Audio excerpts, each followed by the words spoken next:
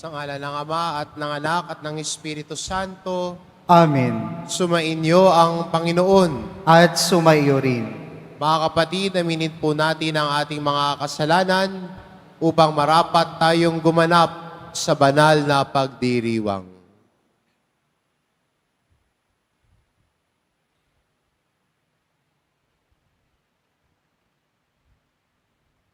Inaamin ko Sa makapangyarihang Diyos at sa inyong mga kapatid, na luba akong nagkasala sa isip, sa salita, sa gawa at sa aking pagkukulang.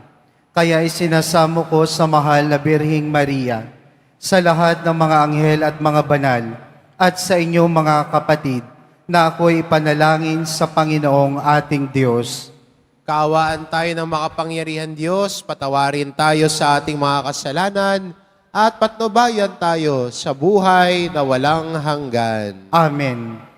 Panginoon, kaawaan mo kami. Panginoon, kaawaan mo kami. Kristo, kaawaan mo kami. Kristo, kaawaan mo kami. Panginoon, kaawaan mo kami. Panginoon, kaawaan mo kami.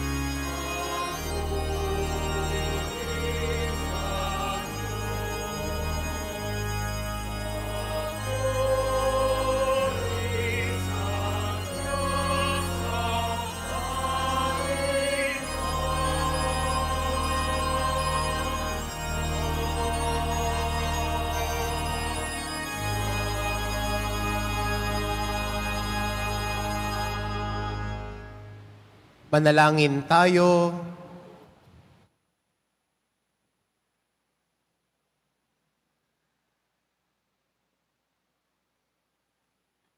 Ama naming makapangyarihan at maawain, tunghayan mo ang pananabik ng iyong sambayanan. Sa Pasko ng pagsilang ng Panginoon naming mahal, pasapitin mo kami sa kagalakang dulot ng kanyang pagtubos at pasiglahin mo kami sa pagpapasalamat sa iyong kaloob sa pamamagitan niya, kasama ng Espiritu Santo, magpa sa walang hanggan. Amen. Magsiupo muna ang lahat.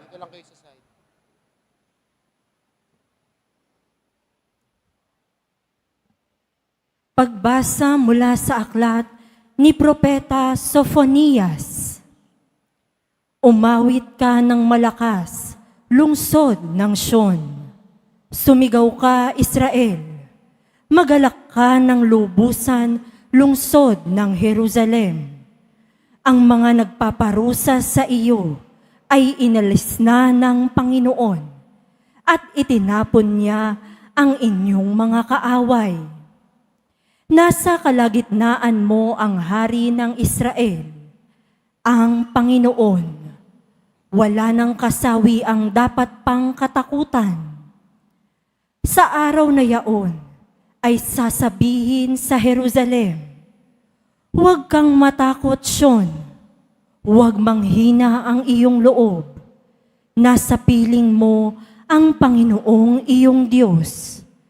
Parang bayaning nagtagumpay.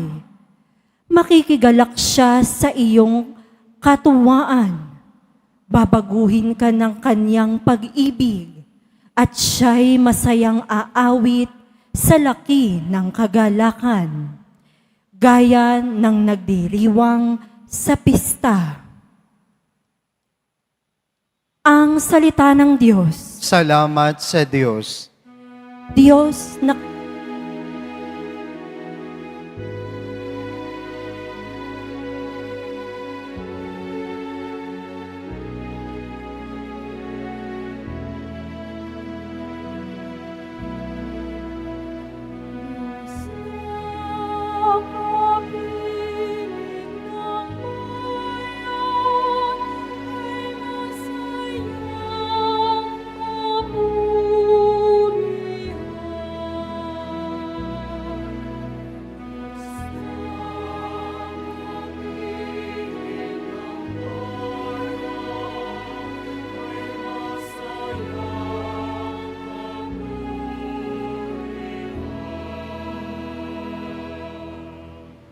ang Diyos ang siyang nagliligtas sa akin.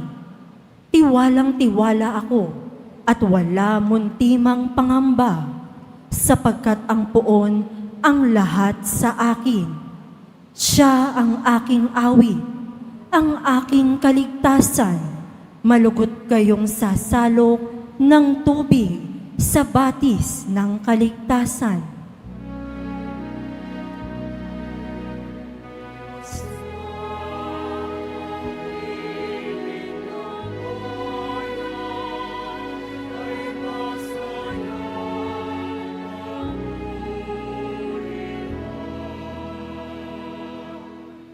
Umawit kayo ng papuri poon, sapagkat kahanga-hanga ang kanyang mga ginawa. Ipinahayag ninyo ito sa buong daigdig. Mga anak ng Sion, umawit kayo ng buong galak, sapagkat nasa piling ninyo ang dakila at ang banal ng Israel.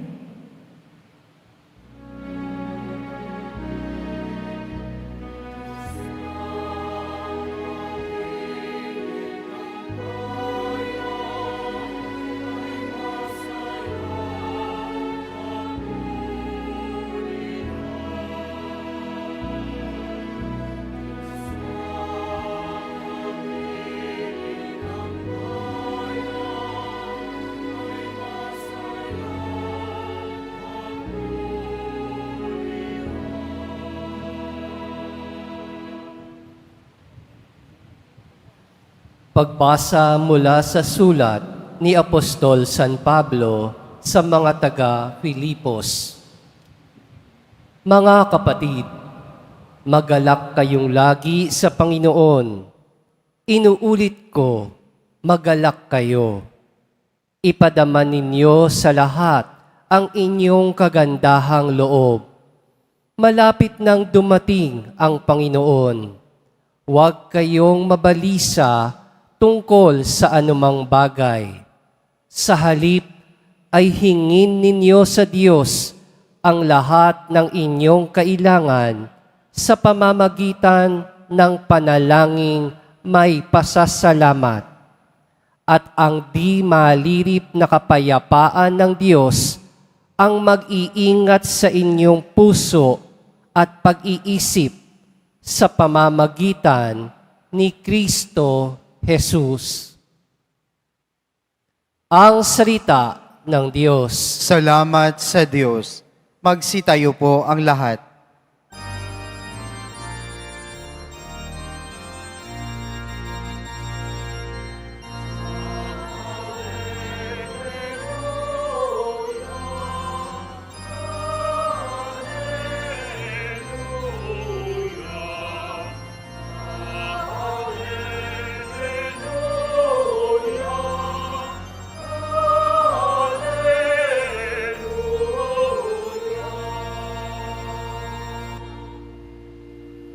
Espiritu ng may kapal, nasa akin upang hadang ang mga dukha ng araw.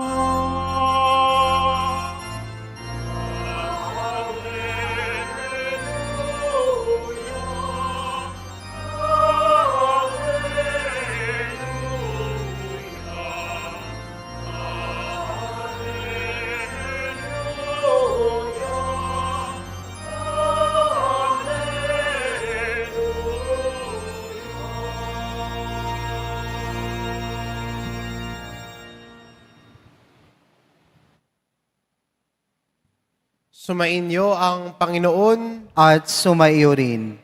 ang mabuting balita ng Panginoon ayon kay San Lucas. Papuri sa iyo, Panginoon.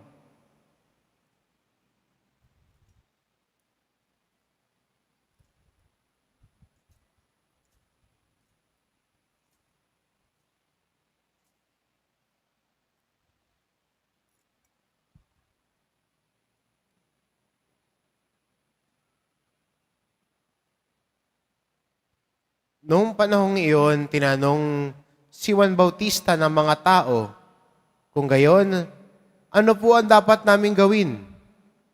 Kung meron kang 2 baro, bigyan mo ng isa ang wala. Ganyan din ang gawin ng mga may pagkain, tugon niya. Dumating din ang mga publikano upang babinyag at itinanong nila sa kanya, Guro, ano po ang dapat naming gawin? Sumagot siya, huwag kayong sumingil ng higit sa dapat singilin. Tinanong din siya ng mga kawal, at kami, ano naman ang dapat naming gawin? Huwag kayong manghihingi kanino man sa pamamagitan ng pamimilit o ng pagpaparatang ng di totoo.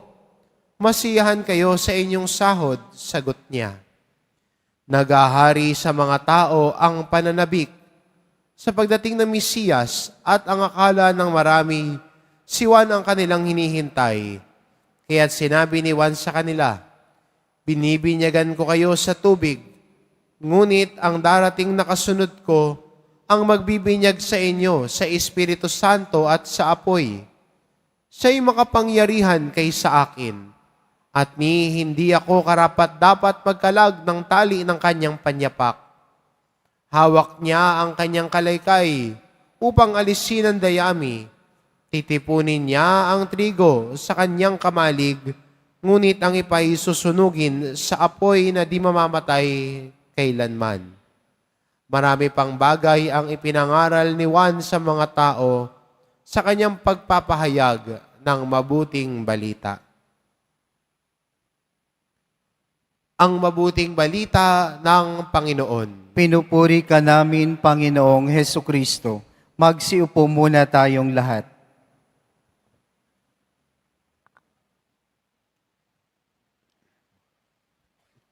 Sa gabing ito, tayo po bilang sambayan ng Kristiyano ay nagsisimula sa ating paglalakbay sa mga simbang gabi.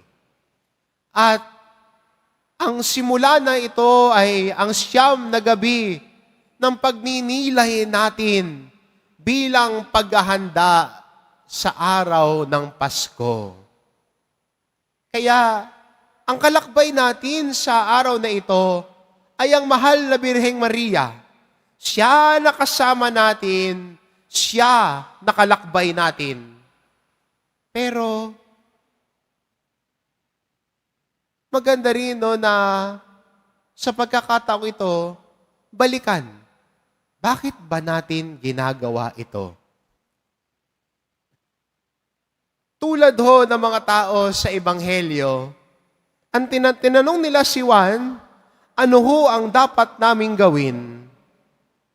Minsan magandang itanong, bakit ba natin ginagawa ito?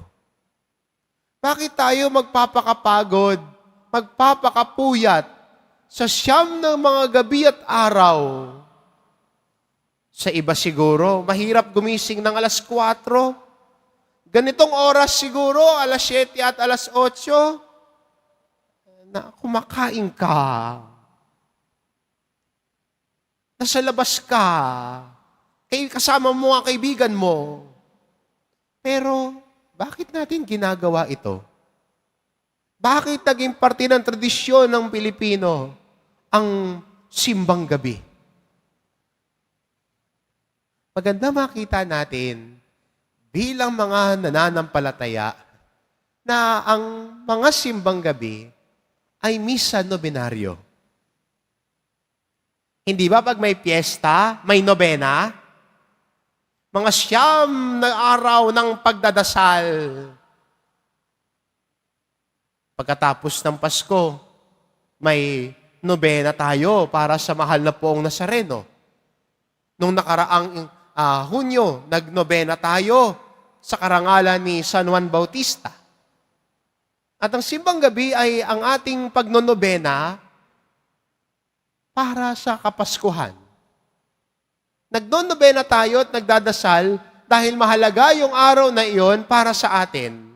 Isang madakilang kapistahan para sa atin.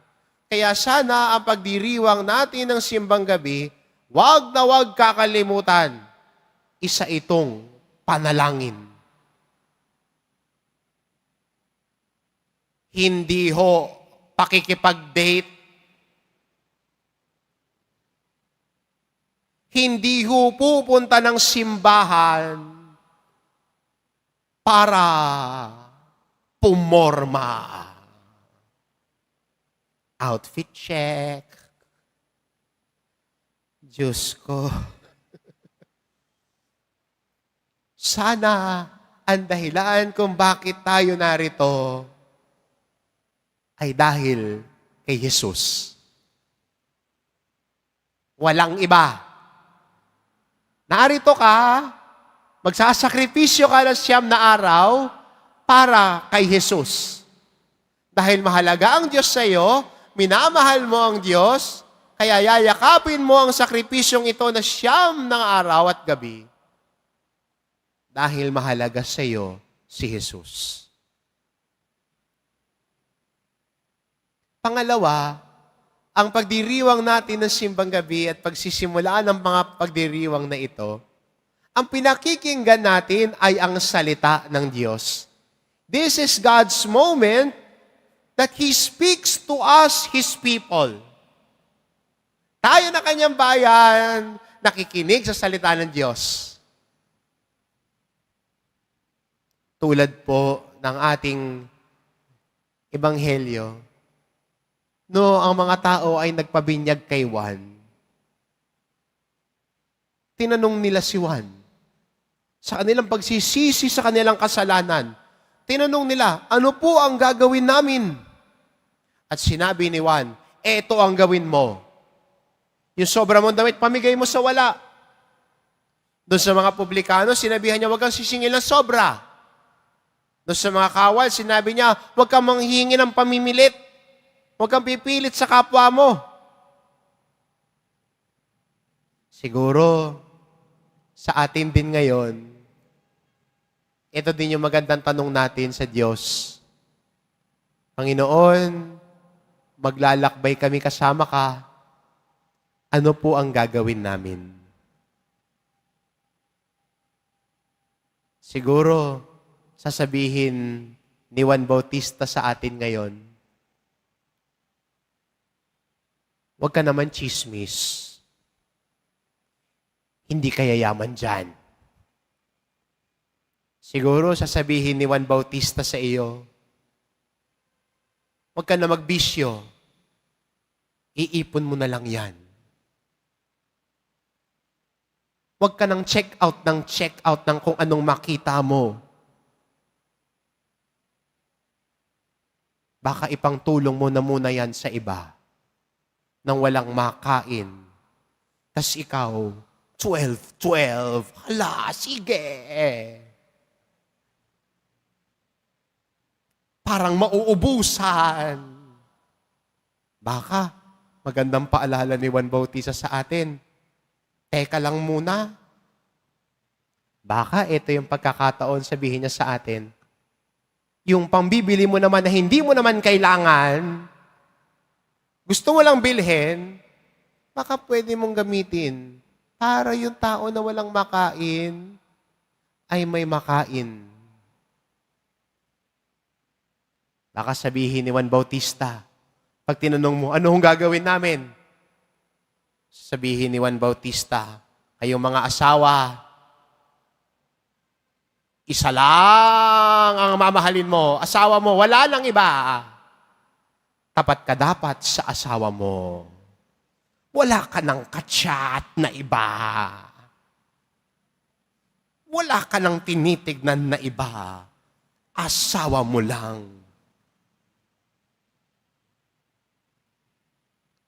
Ang paggawa natin at ang paglalakbay natin, dahil pinakikinggan natin ang salita ng Diyos, hinahayaan natin na yung salitang ito ang humubog sa buhay natin. Sana ang dahilan ng pagpunta natin ng simbang gabi ay hindi dahil may kailangan tayo sa Diyos lamang.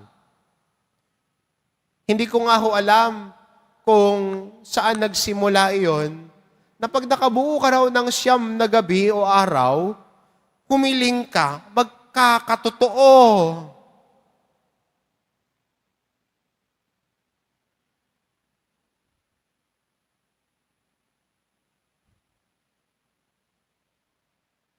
Paano kung hindi? Di ba? Paano kung hindi? Hindi ka nang babalik next year? Sabi mo, ay, ayoko nang magsimbang gabi. Yung pinanalangin ko, hindi nagkatotoo. 9 na gabi at araw pa man din yun. Tapos yung pinagdadasal mo, gusto mong tumangkad. 45 ka na. Tanggapin mo na, lumampas ka na sa panahon na yon. O yung pinagdadasal mo, Lord, sana bumata ako. 65 ka na. Tanggapin mo na. Hindi gano'n ang debosyon. It does not work like magic. That when you pray, you get results. Sana yung pagdarasal natin ay magpalalim sa atin sa pananampalataya natin. Paglalim ng debosyon, paglalim ng pagmamahal natin kay Jesus. At paano lalalim yung pagmamahal natin kay Jesus? Nagsisimula sa pagkakilala natin kay Jesus. Si Jesus ang kinikilala, si Jesus ang pinakikinggan, si Jesus ang bumabago ng buhay natin.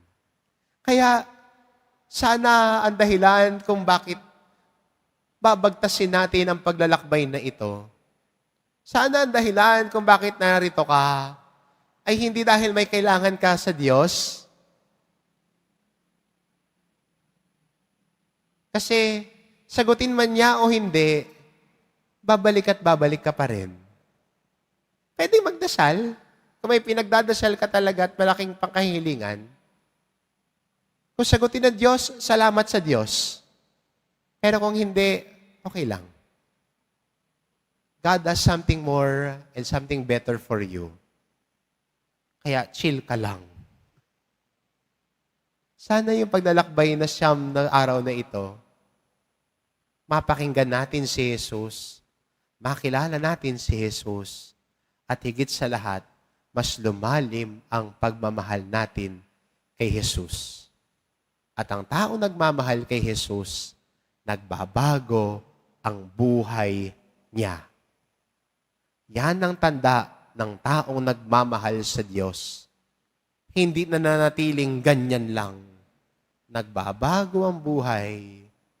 Tinatalikuran ng mga pangit na gawain at kasalanan. Lumalakad sa daan ng katotohanan at buhay.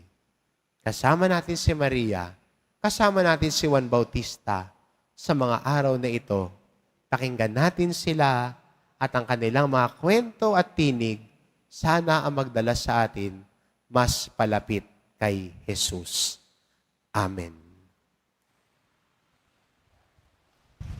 Magsitayo na po ang lahat.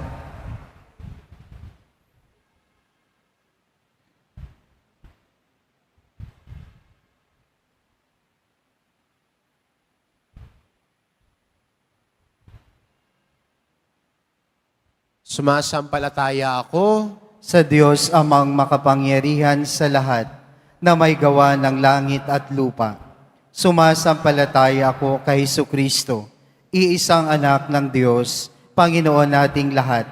Nagkatawang tao siya lalang ng Espiritu Santo, ipinanganak ni Santa Maria Birhen, pinagpakasakit ni Poncio Pilato, ipinako sa krus na matay inilibing, nanaog sa kinaroroonan ng mga yumao, nang maikatlong araw na buhay na magmuli, umakyat sa langit na naluluklok sa kanan ng Diyos amang makapangyarihan sa lahat.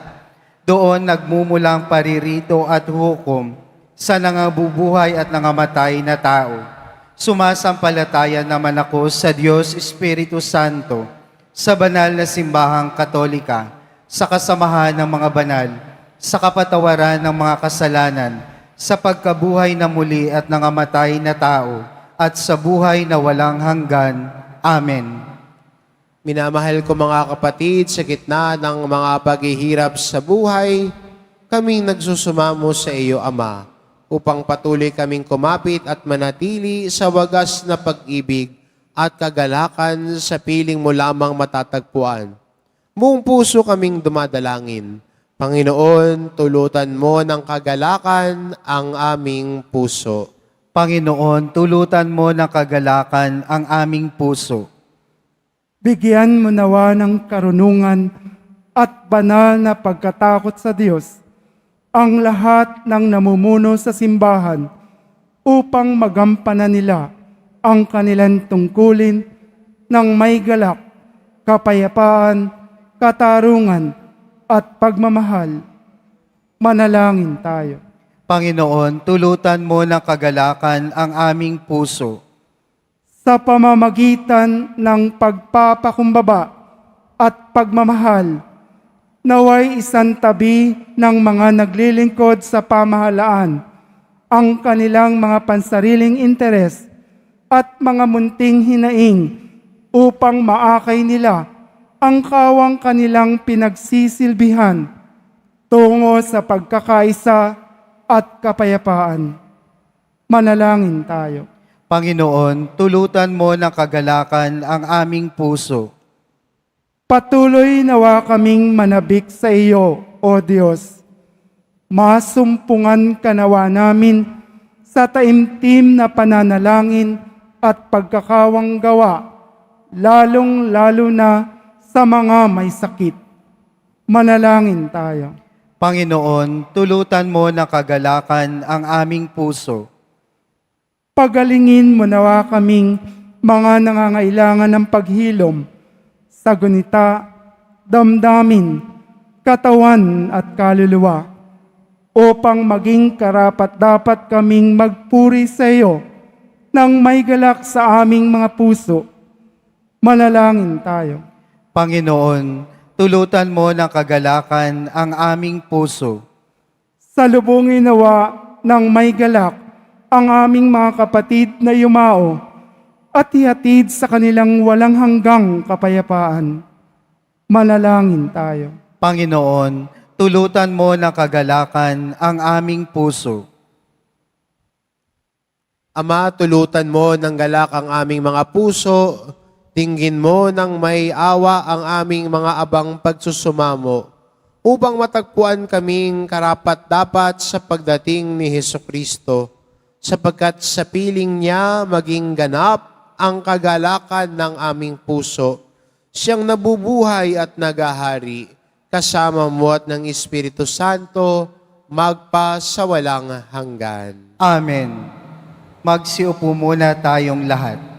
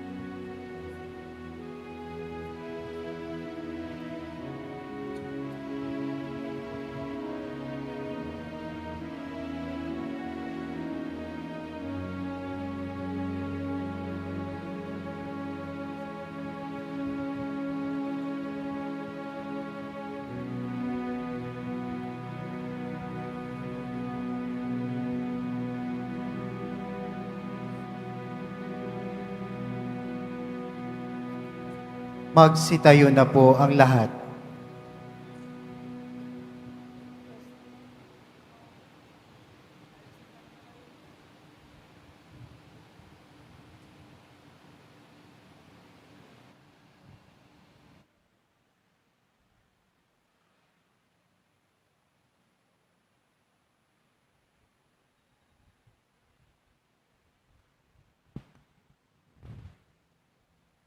Manalangin kayo mga kapatid, upang ang paghahain natin ay kalugdan ng Diyos amang makapangyarihan. Tanggapin nawa ng Panginoon itong paghahain sa iyong mga kamay, sa kapurihan niya at karangalan, sa ating kapakinabangan at sa buong sambayanan niyang banal.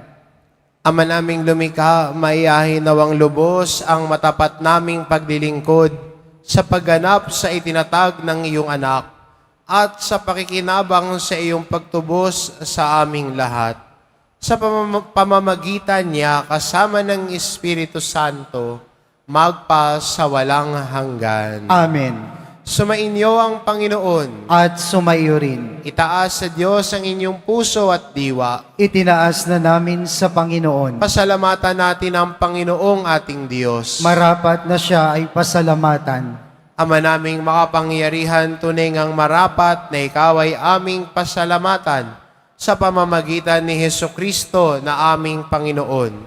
Siya'y isinugo mo upang matupad ang iyong magandang balak para sa lahat.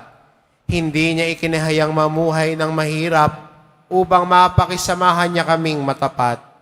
Siya'y naging hindi na iba sa amin upang maitampok niya kami sa iyong piling.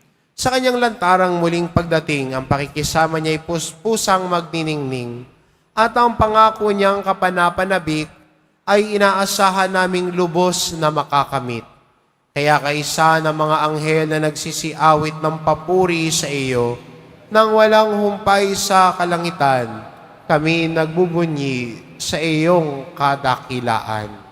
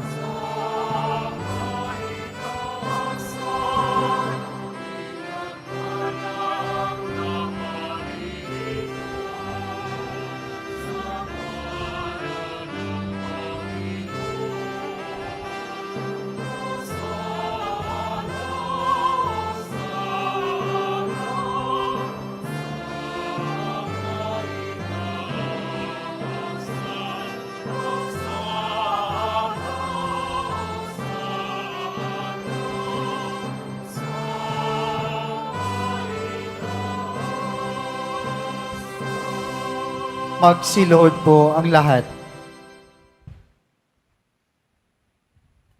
Ama naming banal, ikaw ang bukal ng tanang kabanalan. Kaya't sa pamamagitan ng iyong Espiritu gawin mong banal ang kaloob na ito, upang para sa amin maging katawan at dugo ng aming Panginoong Heso Kristo. Bago niya pinagtiis ang kusang loob na maging handog, hinawakan niya ang tinapay, pinasalamatan kanya, pinagati-hati niya iyon, iniabot sa kanyang mga alagad at sinabi, "Tanggapin ninyong lahat ito at kanin. Ito ang aking katawan na ihahandog para sa inyo."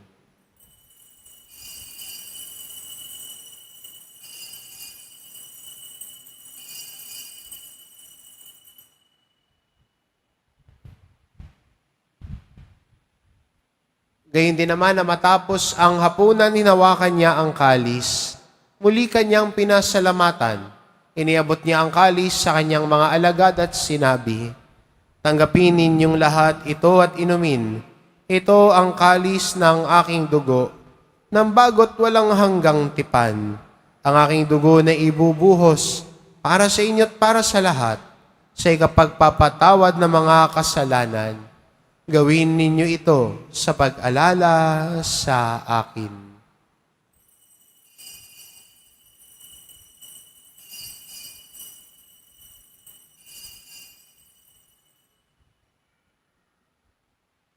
Magsitayo na po ang lahat. Ipagbunyi natin ang misteryo ng pananampalataya.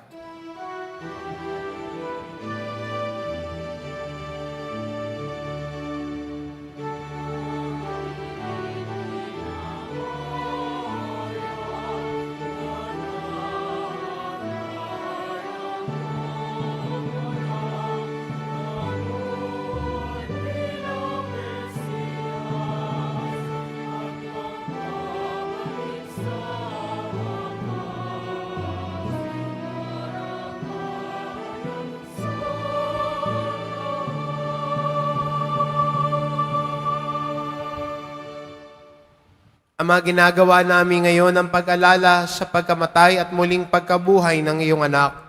Kaya't inaalay namin sa iyo ang tinapay na nagbibigay buhay at ang kalis na nagkakaloob ng kaligtasan. Kaming nagpapasalamat dahil kami iyong minarapat na tumayo sa harap mo para maglingkod sa iyo. Sinasamo namin kaming magsasalo-salo sa katawan at dugo ni Kristo ay mabuklod sa pagkakaisa sa pamamagitan ng Espiritu Santo. Ama, lingapin mo ang iyong simbahang laganap sa buong daigdig. Puspusin mo kami sa pag-ibig kaisa ni Francisco na aming Papa at ni Jose na aming Obispo at ng Tanang Kaparian.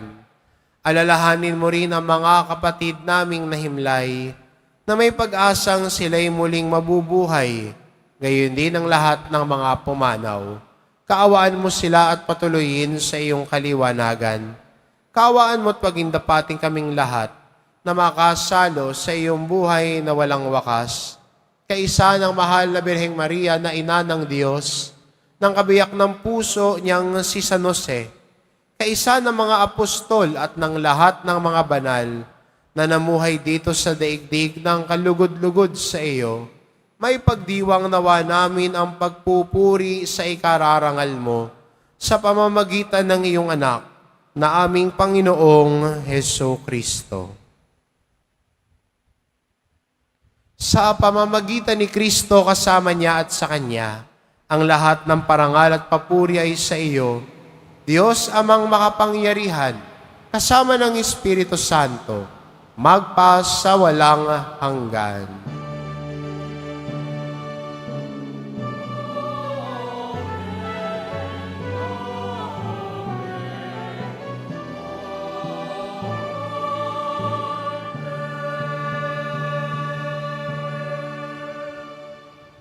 Sa tagubilin ng mga nakagagaling na utos at turo ni Jesus na Panginoon natin at Diyos, ipahayag po natin ng lakas loob.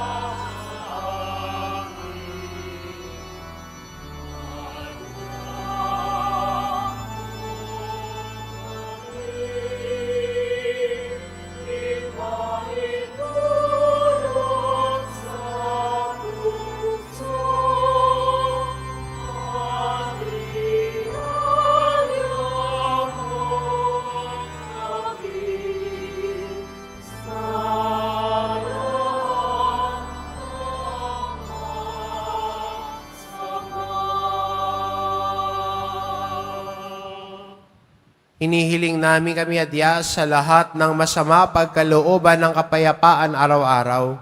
Iligtas sa kasalanan at ilayo sa lahat ng kapahamakan.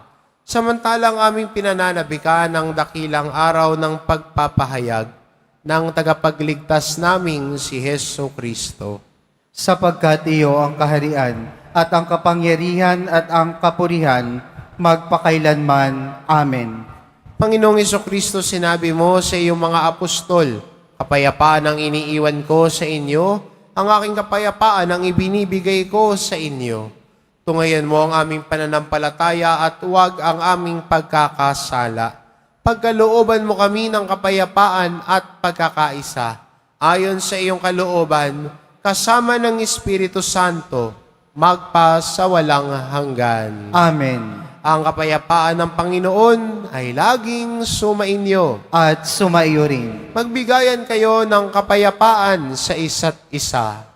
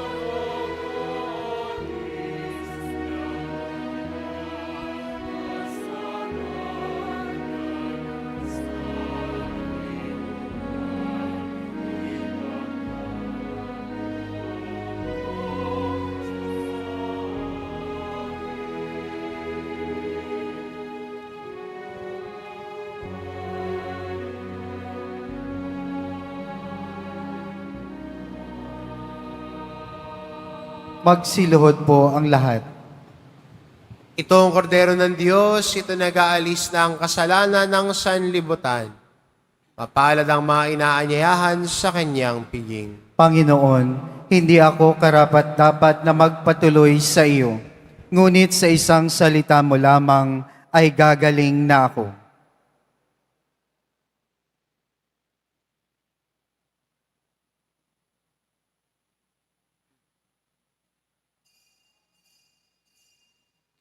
Para sa lahat ng tatanggap ng banal na komunyon, sasagot po tayo ng amen pagkasabi ng pari o ng lay minister ng katawan ni Kristo at isubo agad sa bibig bago umalis sa harapan ng pari o lay minister. Sumunod po tayo.